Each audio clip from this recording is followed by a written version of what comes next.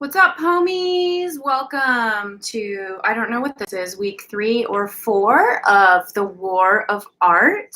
And today we're just going to be discussing pages, 40 through 57, which is the first part.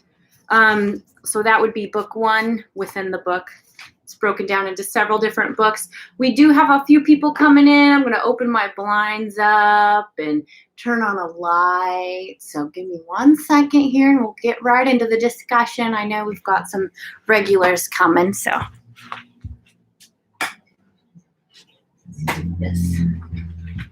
Brighten this place up a bit, shed some light on the situation. So, with that being said, welcome. If you don't already have The War of Art, I do recommend purchasing the books that we read. I don't read all the content. We just kind of read through it and then discuss. So the first part here that we're talking about today is about resistance and fear. And I also want to make a disclaimer that I kind of take everything that's in these books with a grain of salt. It's really important to just kind of weigh it against your own heart and your own experience and take the helpful pieces out of it.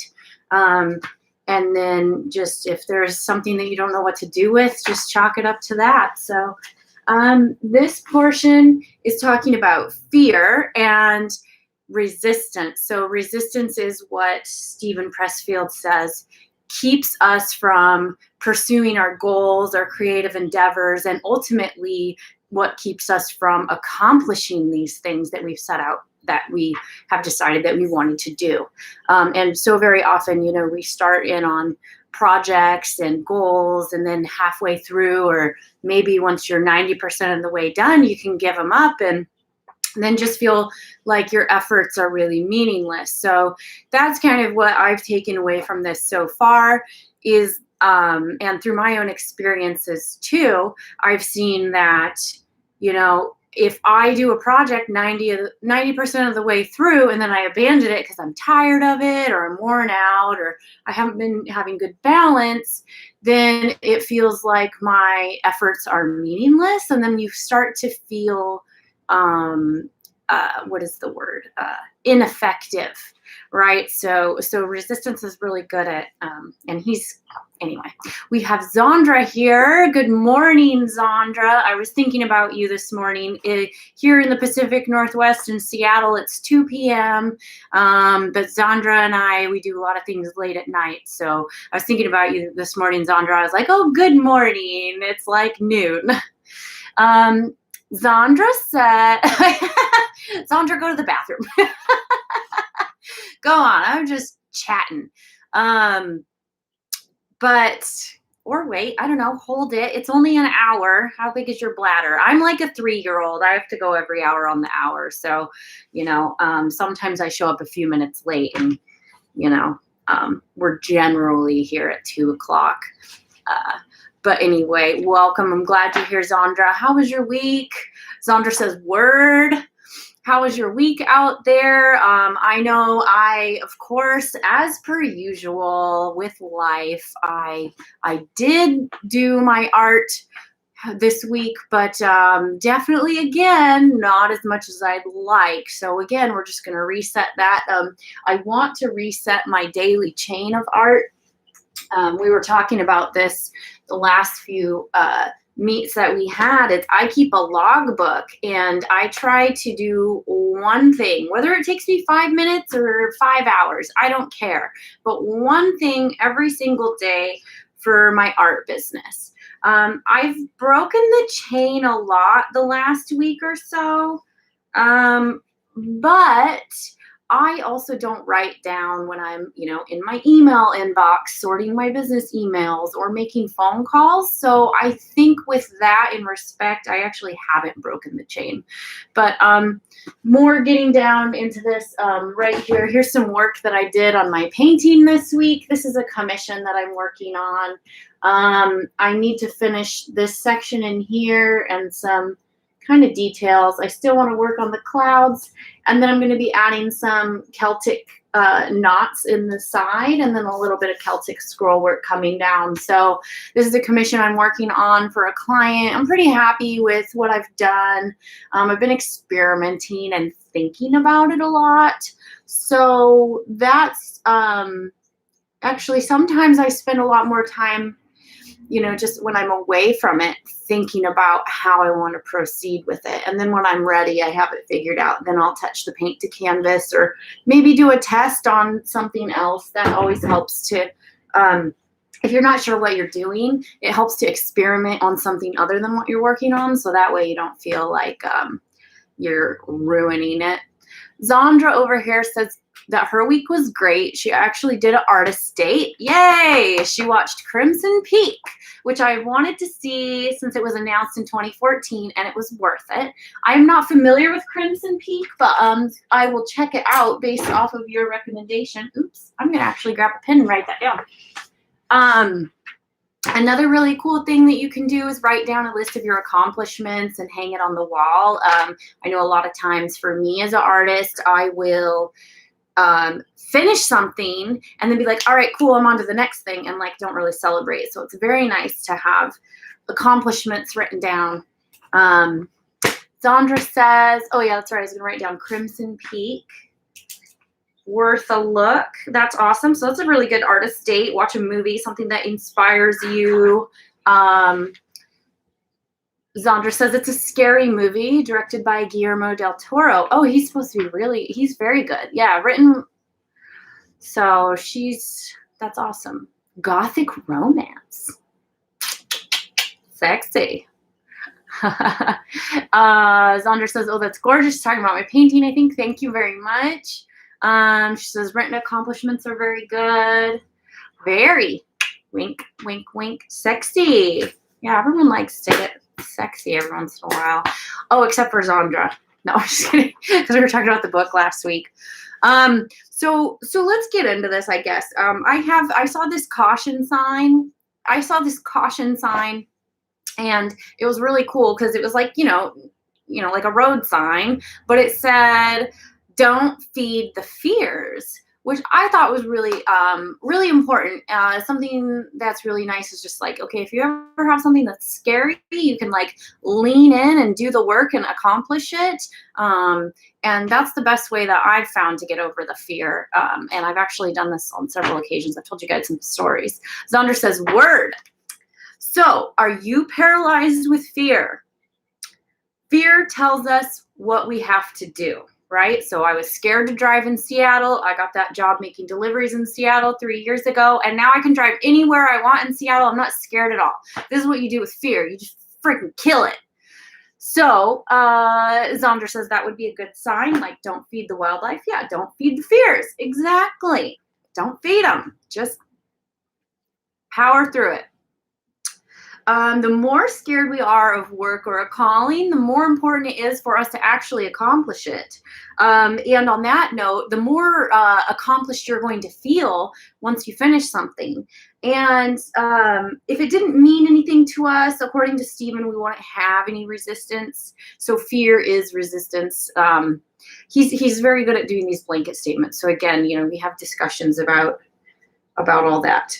The professional tackles the project that will make him stretch, right? So if you want to be a professional in your field, in your craft, if you really want to work towards becoming a professional at whatever it is you're doing, he says, tackle the project that makes you stretch.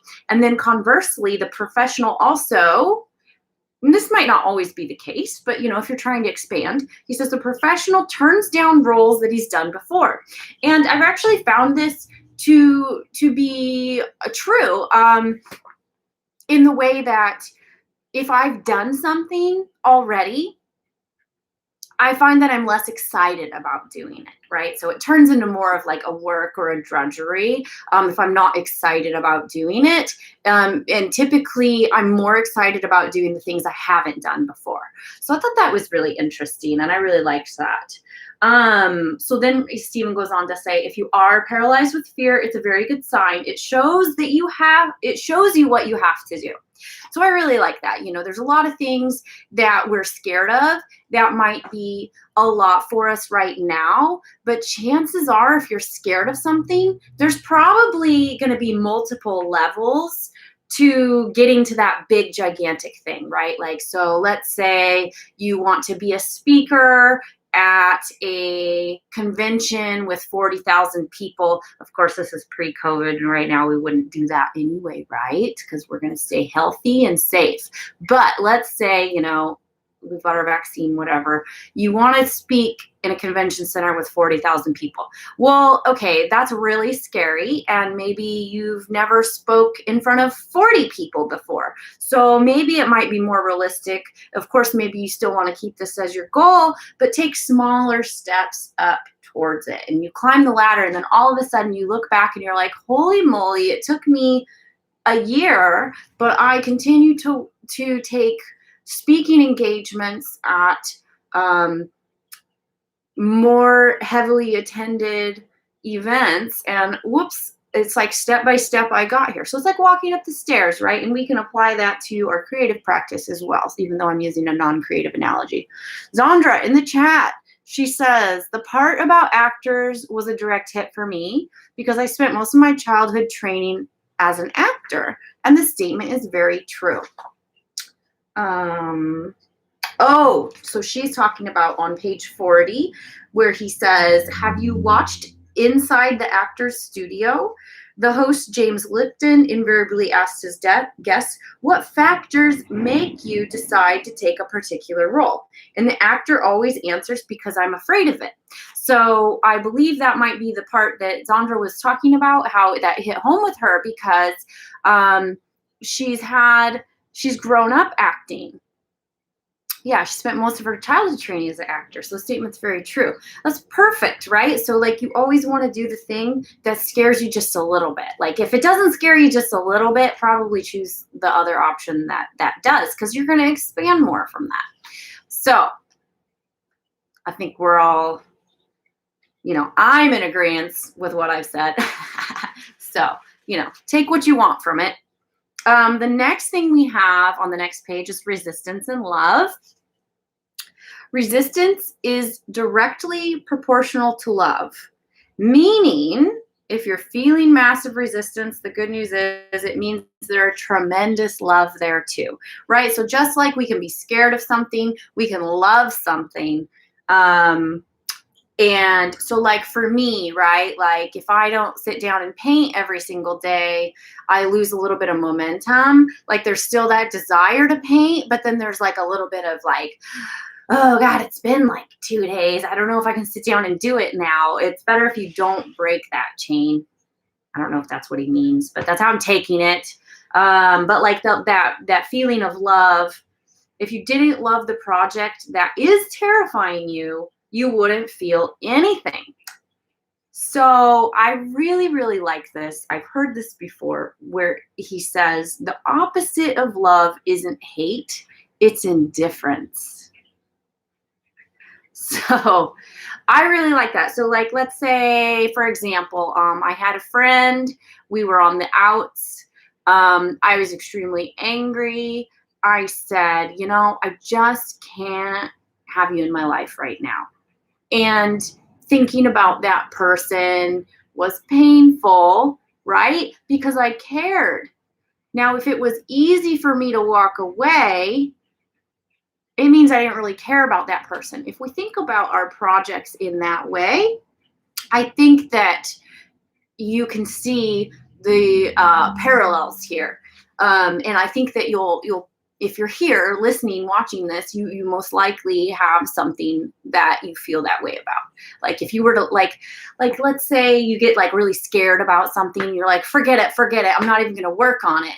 And then you have this feeling, this undercurrent of like, I'm not doing what I'm supposed to do, right? So like then there's going to be that regret building up because there was this quote and it says, you can fail at what you love doing, or you can fail at what you don't love doing.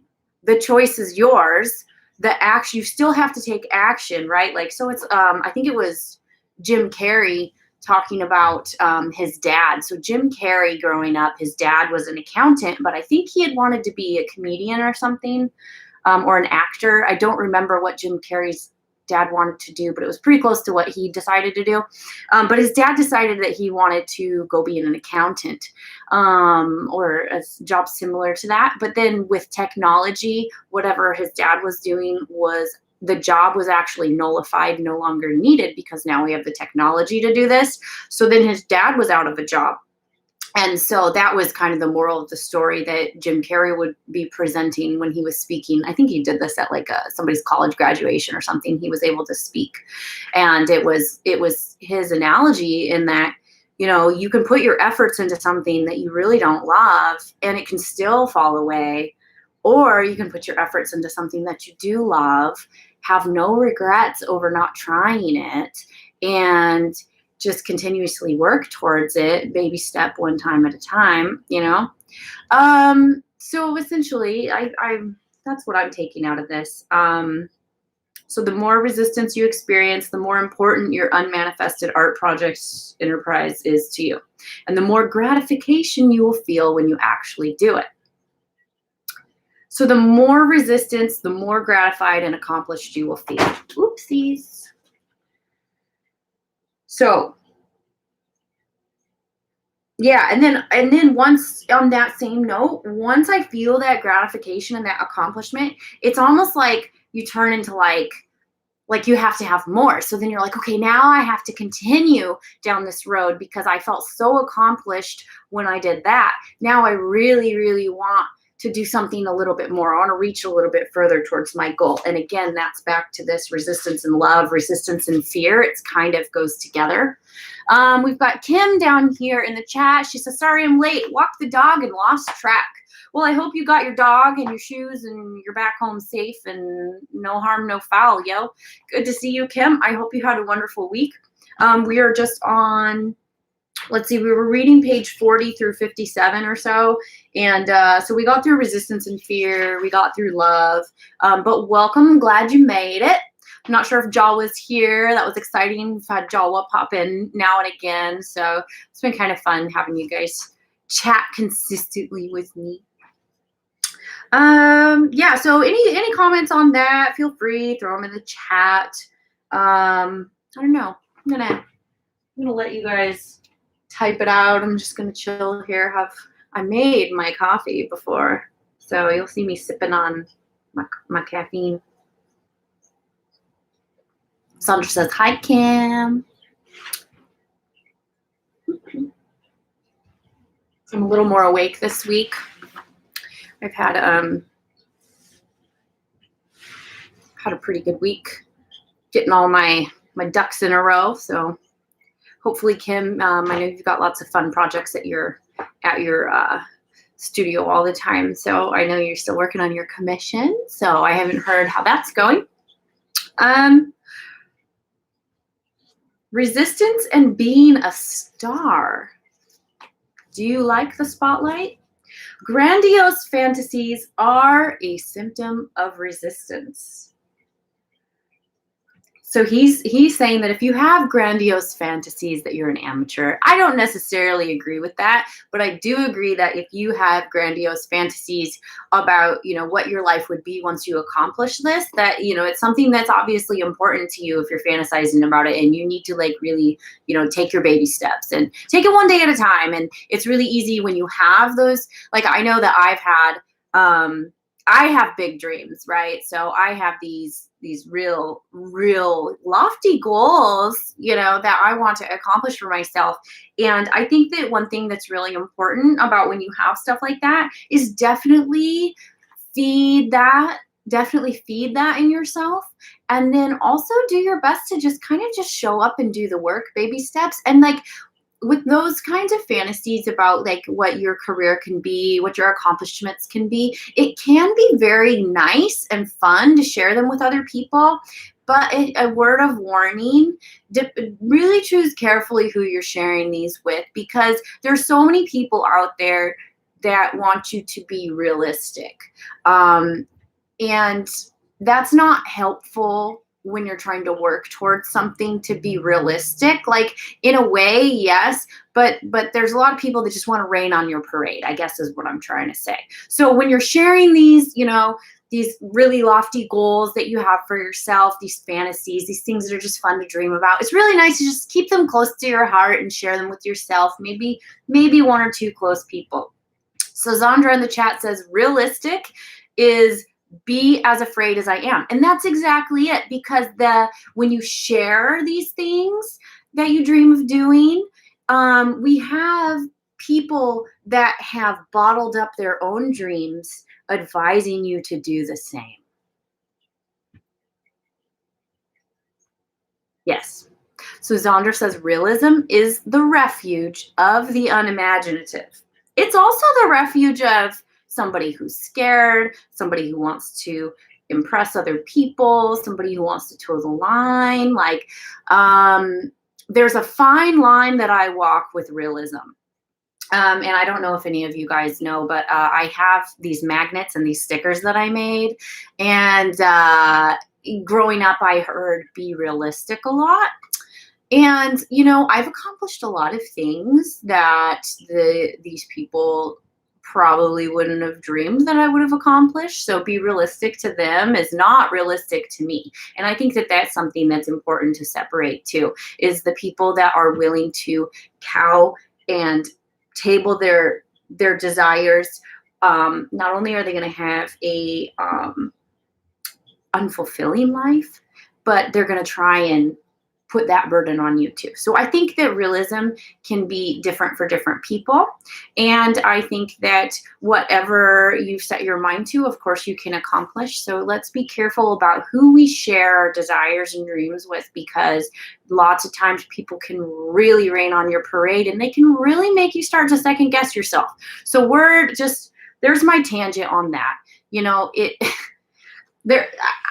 guys, I got stuff in the hopper that's coming up. It's going to be really good. So what I do is, when I'm very close to it, I might start to share it with maybe a couple more people, just because I get really excited about stuff. I like to talk about it. And then when people want to rain on my parade, it's like, that's no fun.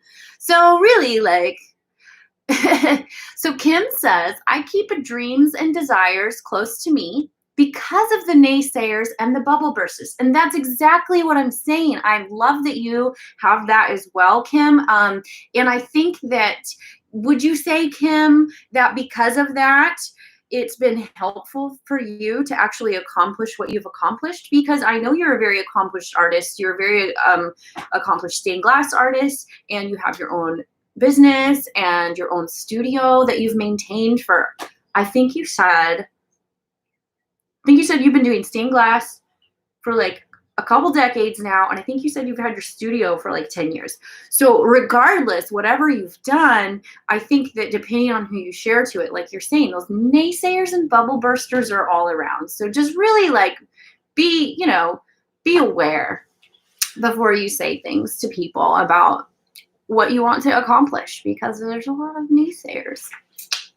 So anyway, resistance and being a star, that's my tangent, because he's talking about grandiose fantasies, which to me sounds like he's kind of poo-pooing on having them. So Kim says, yes, because then I can say I did it without their help or input. I like that too. And really, truly, it's your vision. And it's helpful, obviously, to go to mentors and other creatives. But again, even with showing your work, it's like you need to be selective about who you're showing your work in progress to. And taking it to people who have actual constructive things to say, right? Rather than a bleh. So Zandra says, I can see the fantasies being distracting. Some people put more into that than into the work, but I think you mentioned that. Yes, Zandra, exactly. It's very easy to just dream about it and then think, oh, well, I just have to put this much effort in, and then realize after you've done that much effort, oh, it's that much harder than it is. But so yes, there's two sides to it, of course. But I like to keep my grandiose fantasies alive and put in the work, which I think is going to be ultimate for what you're going to be able to accomplish, right? So I think they can go together, and I think it can be happy and they can both be positive. But again, like Zondra's saying, you know, that's why I'm saying you got to walk that fine line of being realistic, because you will have to put the work in. You do have to show up every day. One of the things that I'm working on is like some financial investments. And so I have this book that I've been reading, and of course it's financial investment. So it's like kind of dry, but it's like, I have to pick that book up or I won't learn how to do it, right? Like, so you still have to show up. I have to pick up that paintbrush. I have to experiment. I have to log my time. I still have to do that. It doesn't mean that in the end it's not going to pay off, right? Which I think is really cool about pairing. Okay, now I'm going on a tangent. Let's just read the damn book. So, grandiose fantasies are a symptom of resistance. So, the professional has learned that success, just like happiness, comes as a byproduct of work. Boom! What did I just say? The professional concentrates on the work and allows rewards to come or not to come, whatever they like. So the point is to focus on the work, doing the work. If the reward comes, great, great. If the reward doesn't come, great, do the work. The reward will come. And I think that is something that I want to speak to. The reward will come. It just might not come in the form you expect. It might not come in the timing you expect. You know, a reward can come for some effort that compounds with multiple efforts. So perhaps it takes a year, perhaps it takes 3, perhaps it takes 10, right? But if those compounded efforts put together, like I'm seeing a lot of really cool stuff in my life right now that I'm being rewarded with. And a lot of it is a result of years of work. So this whole, the reward will or won't come, I think we should just table, because you're going to get rewarded for your efforts as long as you put the effort in. That's that page. So I just say, show up, do the work. I don't know, I'm feeling kind of bossy today. Resistance and isolation. Okay, this is a lot. Like, I just kind of underlined a few things. I don't, like, last week we started reading on like fundamentalism and crap, and like it just got like really a lot to read. So I'm just going to kind of keep this one simple. But resistance and isolation. So part of this I've noted, I thought that this was pure conjecture. If you've read the book, let me know what you thought. I don't know if you take notes in your book, but I do. So the thing is that you're never alone, even if you feel like you're solitary, right? Like I've had times where I've felt like I'm just solitary, alone in the world. I feel like a drop in the ocean, like nothing's connected to me. But I think that that's inaccurate no matter how you feel, no matter who you are. There's always going to be people that are going to notice. You know, we influence everybody around us by our presence, whether we like it or not. So we're never alone, he says. And part of this, he says, the reason why we're never alone is because we have that internal muse. Julia Cameron, other people. I liken it to your higher self. So like your spirit, right? Like you're never alone. You're always with yourself, which is depending on how you feel and what you believe. might feel true for you or not. So Kim says, I love being alone with my art. And Zandra said this section had very Cameron vibes, referring to Julia Cameron's The Artist Way. Yeah, I agree. I thought that he really pulled it back. He goes to some places. So Zandra says it's kind of like the ancestors are with us, right? Like, so some people might feel like God is with you. Some people might feel like the universe is with you. Some people might say ancestors, your higher self, whatever it is for you. I think generally people are going to have some type of belief around that. So take that and interpret it however you want. For me, it's my higher self and the universe, right? Like, so, and then for him, he says it's the muse, right? Which is like, he says it's from like a creator standpoint, right? Okay, that's enough of that. So he's saying, like, as a writer, the part of you that does the writing is too sacred, too precious, too fragile to be redacted into sound bites for the titillation of would-be idolaters who are themselves caught up in their own resistance. And he's got this whole story. I don't really feel like reading it. It was like a lot. So he's saying it's commonplace among artists and children at play that they're not aware of time or solitude while they're chasing their vision. The hours fly. And this is the point that I wanted to take from this, is not only are you not alone because you have your own inner being, you have your universe, you have your muse, and as Kim says, she loves being alone with her art. I love being alone with my art. I will like just think about it and dream about it and paint about it. I take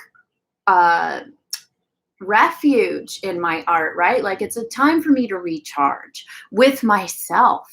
So, and I love that he highlights that feeling you get when you're with your art, which a lot of people may have heard of. This is called flow. So when you're doing something that you really love, it could be dancing, it could be singing, it could be painting, anything that you're just so into that the time just flies by, that's called flow. You are in your zone and it is like just flowing through you, and it's a beautiful, magical feeling. I'm getting goosebumps. It's beautiful. Kim says, I need people around, but it does not rule my life. I like having the ancestors around, plus the family tree we made watches over me. Oh, your family inspiration tree, right? Like, so mine's Salvador Dali and Van Gogh. I have my picture of Salvador Dali over here. Yes. So you have that energy. And I agree with you, Kim. Like, I love to be around people, but like, I don't need people to be happy, which I think is perfect, right? So like, I go out and I go to work. I call my mom on the phone. I do video chats with friends. You still maintain those relationships, but honestly, I saw this meme the other day, and it was what do you call introverts during quarantine pretending that this is bad. like I'm fine with it. I got shit to do. So Zandra says, I like that titillators part. I've had lots of experiences like that. So the part of themselves that does the writing is too sacred, too precious, too fragile to be redacted into sound bites for the titillation of would-be idolaters who are caught up in their own. Yes. Okay. So I like that, because you're the one out doing what you're doing and the other people are just. So it's easier to steal someone else's than make your own, right? Well, it takes work to develop your style. It takes work and practice and time. Introverts in quarantine, Zandra says, they caught me. Exactly. Yeah. So like, I love people. I'm not necessarily, and I think I'm what they call an introverted extrovert. Like, I do both. I'm fine. Like, I take good vibes from it all. All right, you guys, but finding your flow, right? Like, finding that flow, that play, that enjoyment from whatever it is you're doing is just so beautiful. And when you're resistant, you can feel like it's too far from you, but you can find it. You can get there. It just takes showing up day by day. Okay, resistance and isolation, part 2. I had a little bit more of this that I enjoyed here on this page.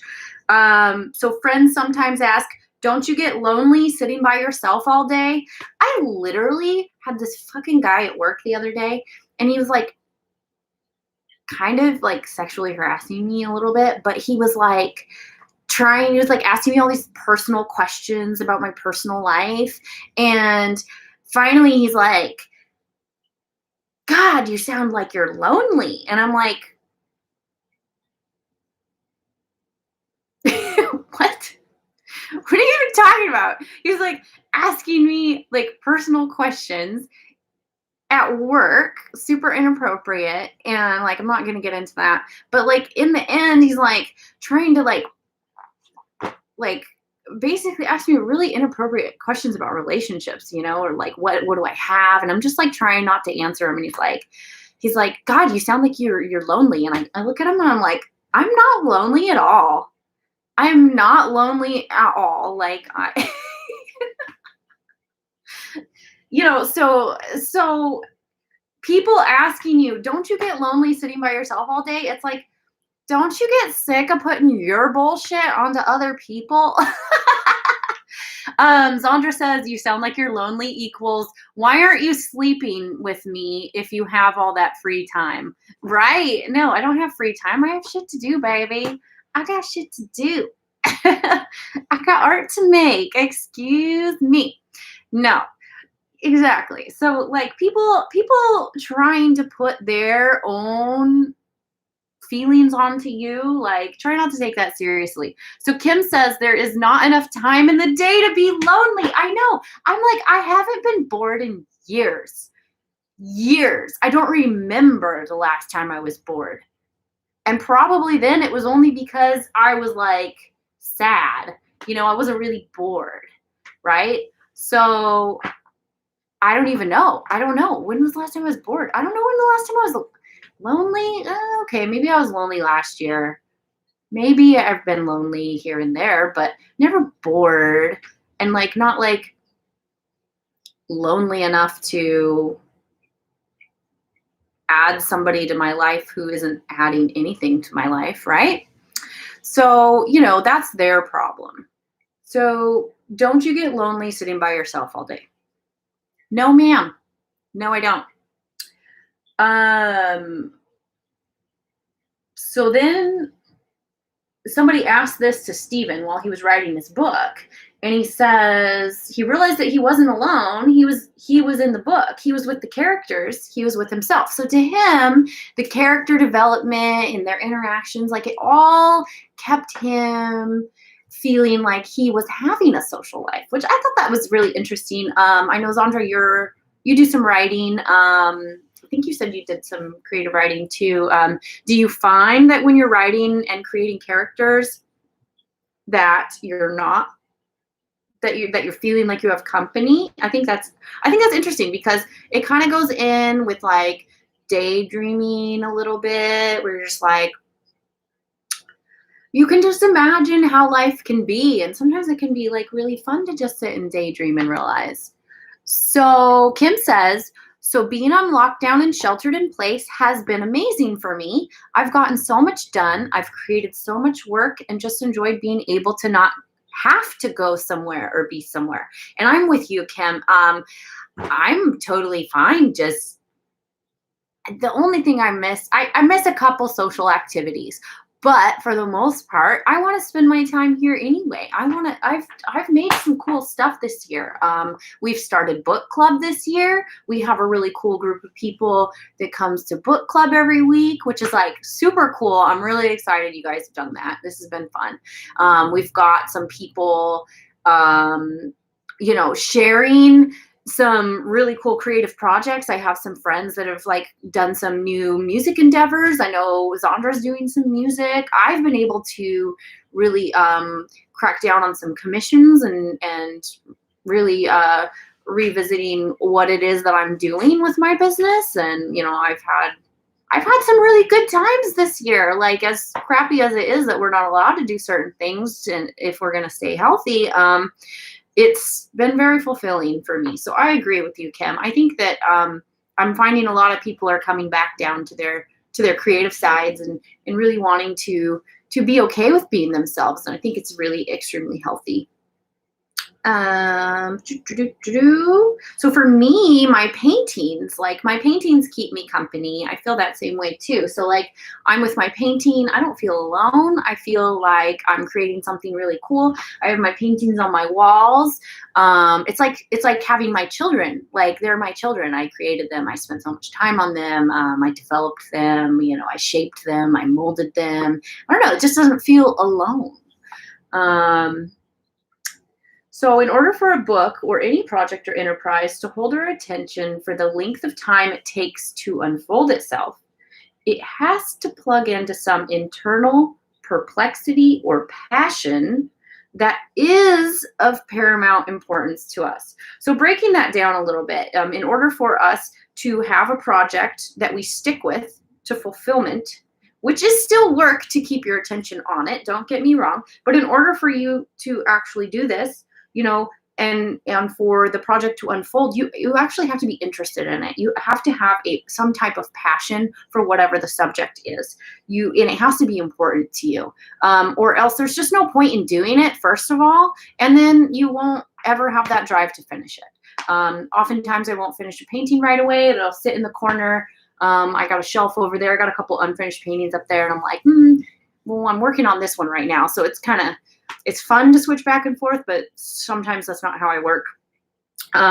But you know, I'm still thinking about it. I still care about it. I still want to finish it. So in order for you to finish it, you actually have to care, right?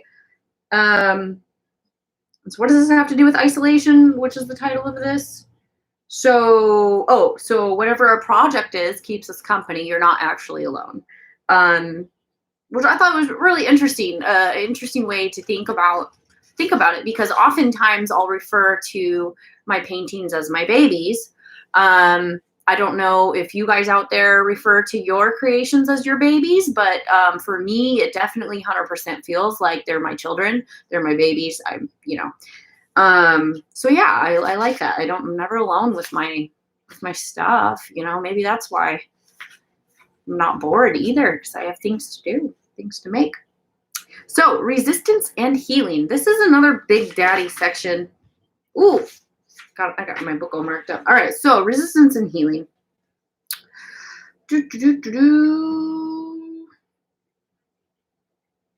Oh.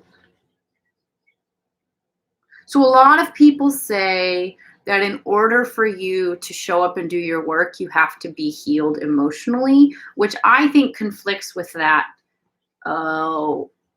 tortured artist thing. I know we were talking about once you heal from whatever it is that you're dealing with, you have a choice to continue to show up with your work, which, so he's talking about people think you have to heal before you do your work, but I think a lot of people and a lot of artists especially put their attention on their work as a healthy emotional outlet and as something healthy to develop and grow. And I think that it's really paramount that we understand that if you have a skill set that you've been working on, it's really cool to go to that when you aren't okay, when you aren't feeling okay, because there's something healing in that. There's something healing in developing a skill and feeling accomplished that can heal maybe other parts of your life. At least for me, I found that having a skill set to work on and something to brood over that is healthy, right? Like I brood over my paintings and I think about them and think about where I want to take them and how am I going to accomplish with the way I paint this idea I have. So I think that Kim's in the chat saying art is therapy. And I'm out here saying art is therapy. Music, art, dancing, anything that gets you in touch with your mind, body, spirit, you know, take care of, you know, I used to go kickbox. You know, I had some situations that were around and maybe I would just go every day after work and I would do kickboxing, and then just the physical exertion would take the charge out of whatever else was going on. And art does the same thing for me, right? So art is therapy. There's that, it's a release in a way, right? And it doesn't have to be good. It doesn't have to look pretty. So this idea that you have to be whole to make something worthwhile is completely asinine. It's completely unfounded. Don't buy into that. And Stephen is saying thinking that you have to be healed in order to do something is resistance in itself. And just thinking about this right now, you know, there's been times where I'm like, oh, you know, I really want to do this. And like, I'll put my art on the back burner, which is interesting because art is like the most important thing and the healthiest thing for me to do, at least for my spirit. And so when I am packing my schedule full of things that have other people's needs, or maybe other things that I'm just I'm not prioritizing them correctly. Like, I think that oftentimes I can agree with that, resistance and healing, right? So let's say I'm too busy to sit down and do my painting. Like, that's something that I really want to unlearn, unpractice. So instead of I'm too busy to work on my craft, it should be I'm too busy not to work on my craft, because if I'm not fulfilling that need within myself, I'm going to lose my shit. So I find that I have to do mind, body, spirit, right? So I have to do, take care of my body. I have to exercise. I have to keep a roof over my head, which means I have to go to work. And then my mind, you know, I have to meditate, and, you know, I have to do my yoga. And then my spirit, you know, I have to paint and I have to create. So mind, body, spirit, whatever those things look like for you, whatever those things, you don't have to be healed to do those things. In fact, it's imperative for your healing that you do those things. So remember, the part of us that we imagine needs healing is not the part that we create from. And whatever that part is, it can't be touched by anything external that happened to you. You can still access it. The more trouble we've got, the better and richer that part becomes, actually. So personal life has nothing to do with work, right? So he's saying, let's see. Here we go. So what counted was that I had, after years of running from it, actually sat down and done my work. Resistance loves healing. Resistance knows that the more psychic energy we expend, dredging and redredging the tired, boring injustices of our personal lives, the less juice we have to do our work. And this is the freaking truth. You guys, I have dealt with some things in my life, and that urge to put mental health or whatever ahead of your actual craft can be deceiving, because, as Kim says, art is therapy. And I spent a lot of time working on other things that were prescribed to me, and at the expense of my art. So not to say that you shouldn't be doing those things, but not at the expense of it, right? Like, and your art can actually be healing as well. So you can drown in sad stories from the past, or you can take refuge in your work, right? And refocus your energy onto something that's constructive and that builds something beautiful and important. So let accomplishing something define you, and let that fill your days.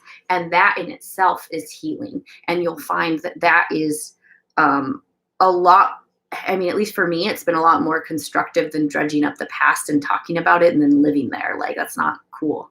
So Kim is saying, so true. I try not to give the crap from the past the mental and emotional real estate. Exactly. Because what are you doing when you're talking about it? You're dragging it into the present.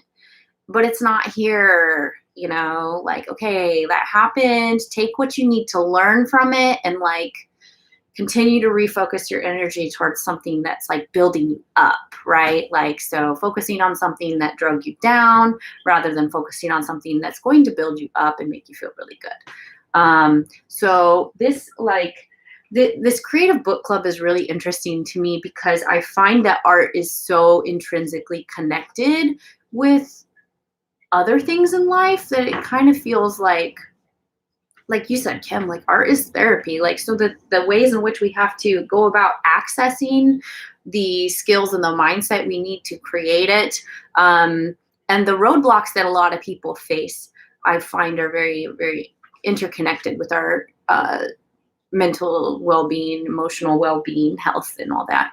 But it helps to break down those things, right? So it's a good way. I think everybody should have a craft of some kind, I believe.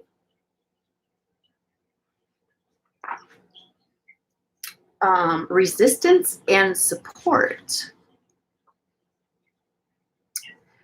So I wrote at the top of the page, so I'm going to read this first. There are always going to be times in which we need or feel as if we need, and then we'll then resultingly seek support. So there's always going to be times in which we seek support. Seeking support. And so I think, again, Zandra, you were saying, this is an oversimplification. So this part, I think Zandra is going to agree with me that it's kind of an oversimplification. And I think that a lot of these are very anecdotal and very black and white, and a lot of them have multiple layers and facets. So I like that we're actually talking about this, because reading this on my own is a little bit different than reading it with you guys, because I get to hear that like I'm not the only one that feels this way, you know? So seeking support from friends and family is like having your people gathered around you at your deathbed, he says. He says it's not legal. So any support we get from persons of flesh and blood is like monopoly money. It's not legal tender in that sphere where we have to do our work. Now, I do agree with him. You know, you do have to do the work. It is nice to be cheered on, though. You know, it's nice to be cheered on, but it's nice to, like Kim was saying, to know that I did it on my own. So Zandra says his friends and family must not be very good, was my thought. I don't know. I mean, some people, you know, it was like that quote, before you decide that you have depression, first make sure that you aren't surrounded by assholes. So I don't know, maybe. But I think maybe what he's saying is to not rely on other people for our strength, which is healthy. Zandra says, word. Yeah, so I think not relying on other people to be your drive to do something, right? Like, don't make other people the reason why you do something that's healthy for you or constructive for you. So I do like that. Kim says true. And again, down here, he says it's not legal tender in that sphere where we have to do our work, right? So having support from somebody else still doesn't do the work for you, right? And again, I wrote at the top of the page, there are always going to be times in which we seek support, right? Like sometimes you just got to throw something off somebody else and hear what they have to say. And then weigh it against your own heart and figure out how to proceed. I don't know, like trusted advisor kind of shit. But I do like that. So down here at the bottom, when your deeper self delivers a dream, don't talk about it. Don't dilute its power. The dream is for you. It's between you and your muse, or you and your higher self, you and your whatever. Shut up and use it. The only exception is you may share it with one other comrade in arms. And again, he's saying comrade in arms, so it's got to be somebody that's doing the same work as you. If sharing it will help or encourage that comrade in his own endeavors. There's a quote by Brené Brown, and it says, and it's talking about taking what people say with a grain of salt. In that, the quote is, if you're not in the arena getting bloodied and bruised with me, I'm not interested in your feedback. Which meaning, if you're not in there doing the work too, you don't have a right or I'm not going to listen to what you have to say about the work I am or am not doing, right? So it's got to be a peer within the field and the sphere of what you're doing. Zandra says, word, I freaking love that quote. Yes, it's a very good one because it's so easy to, and I like that Stephen circles back to what that because we were talking about the grandiose dreams earlier in this, and Stephen circles back to that and he says, when your deeper self delivers a dream like that, don't talk about it, don't dilute its power. Zandra says, get bloody or get out. That was brutal. Yes, exactly. So for me, I'm like, okay, take the daily actions. They're going to compound over time. And pretty soon you freaking realized your dreams. It's awesome. Like, I think it was last year, I set this goal for myself. And like, I set a goal for myself. And like within a month, I had accomplished the goal. And I didn't realize until 2 weeks later. And I was like, oh my God, I set this goal for myself a month ago and I fucking did it.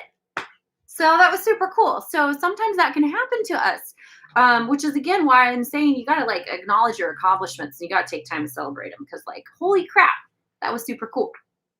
So resistance and rationalization.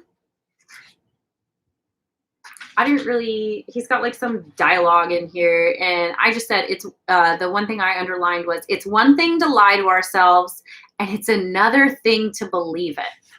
And he's talking about making excuses for yourself and rationalizing why you aren't showing up, why you're doing it this way, why you fell short, why, like, you're rationalizing and making excuses for your own failings, right? Or your own shortcomings. There's somebody that I listen to a lot and they say, stop fighting for your limitations.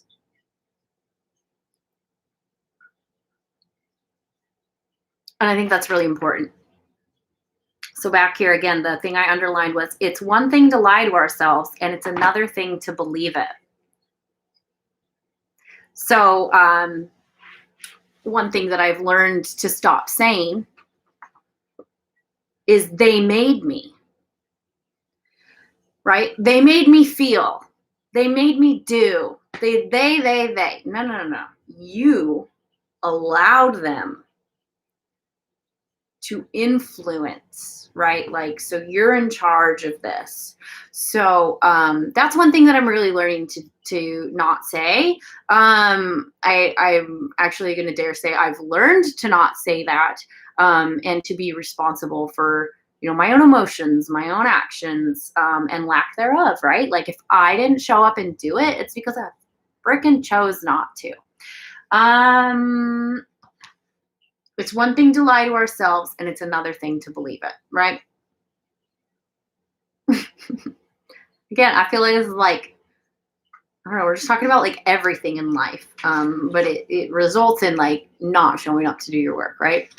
So resistance and rationalization, part 2. Resistance is fear. Okay, we've been over that. Our own fear is preventing us from doing our work. Okay, yes. Rationalization. Rationalization is resistance's spin doctor. Sit and spin. Sorry. It's resistance's way of hiding the big stick behind its back. Okay, so instead of showing us our fear, which might shame us and impel us to do our work, right? Resistance presents us with a series of plausible, rational justifications for why we shouldn't do our work. Oh, because I'm busy and I need to do my laundry and I need to fold my laundry. There have been times where like I have prioritized chores over my artwork when I have a limited amount of time, right? So the chores I can do as I go. But the artwork, it's nice to just sit down and do, right? So instead of managing my time better, I used the excuse of, well, I'm going to wash the dishes and fold my laundry because I don't have time to do this. No, you do. You have time to do it. You know what single moms do all the time? They do an amazing amount of things with the same amount of time that I claim to have no free time. So that's a rationalization then at that point. So rationalizations, a lot of them are true. You know, you can feel like you don't have time. You know, you're not used to doing things in a certain way, but we can always change that. So anyway, that's rationalization. You know,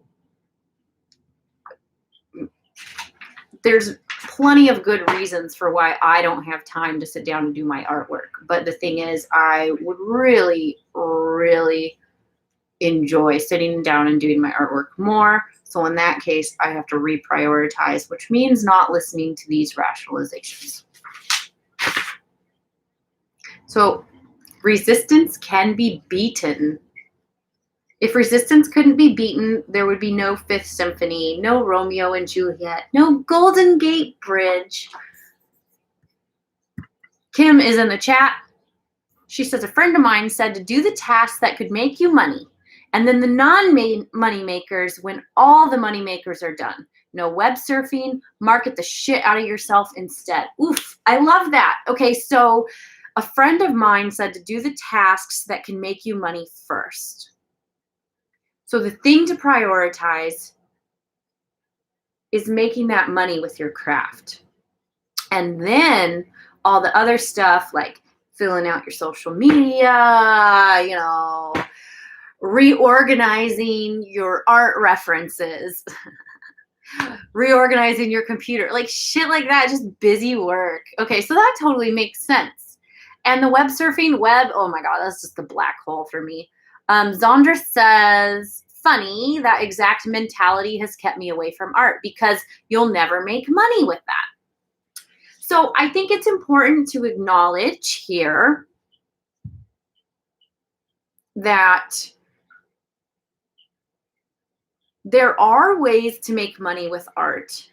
And depending on where you are with your craft, priorities might be a little bit different, right? So there's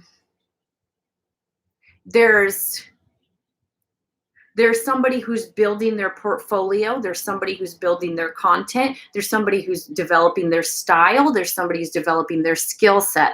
All these people are going to prioritize things a little bit differently. There are people who are in different crafts and industries, and there are people who, you know,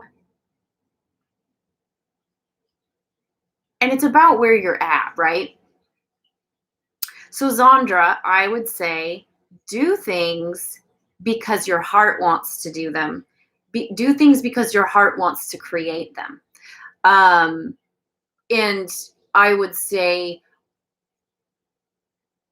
to really make that your priority at this time. If you're struggling with the mindset of I can only do it if it is able to make money, then perhaps that's not the goal for you. Perhaps you should be prioritizing it differently.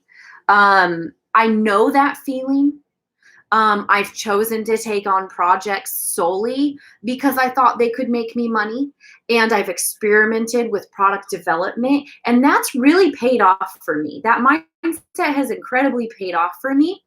On the flip side, right now where I'm at, yes, doing things like there's some marketing that I really want to do that I need to take time to sit down and do it. That will earn me money. Yes, I need to prioritize that. Right now, my plate is very full. And at the present moment, my focus is I need to sit down for my spirit and make my art. That cannot be a priority in my mind at this time because my plate is already so full and I've really taken the time to sit down and look at it. So I hear you. And I'm really kind of at the place with Zandra right now. But I've also experimented with where Kim's at, and I think that that's a really important mindset. And again, it just depends on where you're at. So we've got a lot of action in the chat here, trying to unpack all this. So Zandra, I was just talking about her saying that exact mentality has kept me away from art because you'll never make money with that. So then Kim is saying the potential to earn is better than not working towards that. It may not happen that day, but it is an investment in your future. Right. So Kim's referring to marketing. Exactly. So I do need to take that time and let that compound over time as I experiment with it. 100%.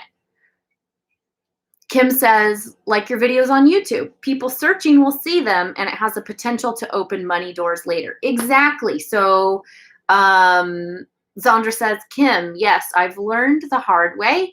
If I had just kept going, I would be there. But Zandra, keep in mind too, that if I had just kept going, I would be there. That's also kind of resistance too, because you're just like, you're kind of like acting like, I mean, don't get me wrong. It feels from that, if I had just kept going on, I would be there. If I just kept going on, I would be there. That is a form of regret. That also is, it's not constructive, right? And instead, I might say, well, I can start today. And that's what Kim's saying. She's saying, run with it now. The past is the past. Boom. Yes. So you can pick up at any point, right? There's one of my favorite quotes. This quote came to me while I was meditating. Hold on. It says, all you have to do is take the action now and the results will come. So Zandra says, never forget, there is always something you can do today.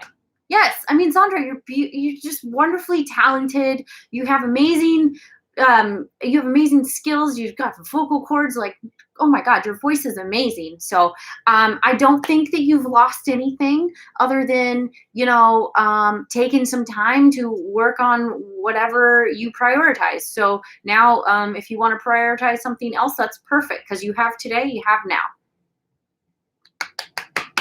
Yay. That's why I'm like, I'm trying not to beat myself up for last week. I only sat down to paint a couple of times.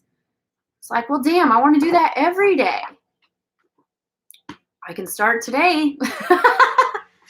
So, what are we? Oh my God, we're at an hour. We're having so much fun. Let me finish reading this. Defeating resistance is like giving birth. It seems absolutely impossible until you remember that women have been pulling it off successfully, with support and without, for 50 million years. All right, cool. Resistance can be beaten. That's my alarm. I have to go.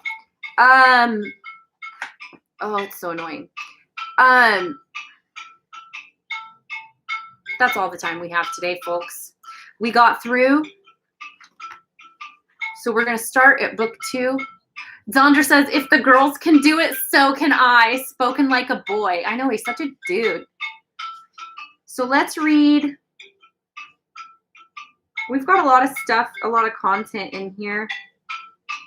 Ooh, you know what? Next week is going to be really good. Let's read 62 to 77. So next week we're going to read, not 82. There's a lot of content here. I feel like this is going to be a lot to unpack. Do you think? Do you think 82?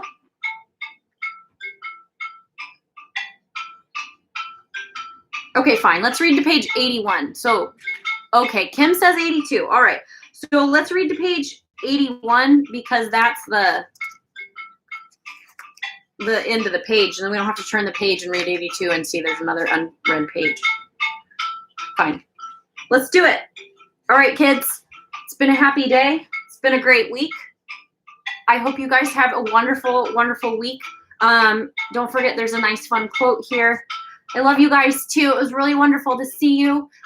We'll next week have a great one. Zandra, please work on some stuff today. I'm going to go to work and then I am going to paint when I get home in between shifts. So I have 2 shifts today. All right, gotta go. Bye. Love you.